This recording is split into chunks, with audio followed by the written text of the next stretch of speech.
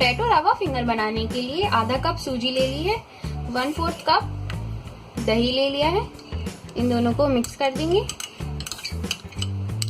अब इसे 15 मिनट के लिए ऐसे ही छोड़ देंगे।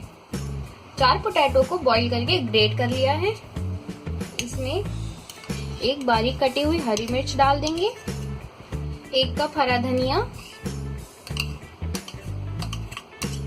1 चम्मच भुना हुआ जीरा, 1 teaspoon chaat masala, salt as per test,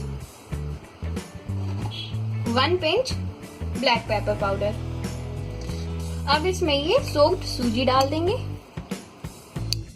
और इसे अच्छी तरह से मिक्स कर देंगे। अब पोटैटो के फिंगर बनाएंगे। तो सबसे पहले आप हाथ में ऑयल लगा लें, उसके बाद इसका थोड़ा सा अमाउंट उठाएं और इस तरह से ऐसे लंबा लंबा कर ले। इसी तरह से बाकी के फिंगर्स भी बना ले।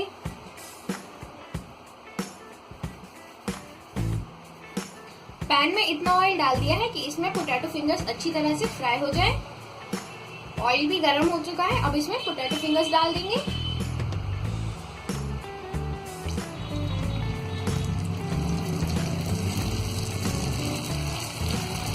अच्छी तरह से फ्राई हो चुके हैं और इन्हें बहुत ही कम टाइम लगा है फ्राई होने में।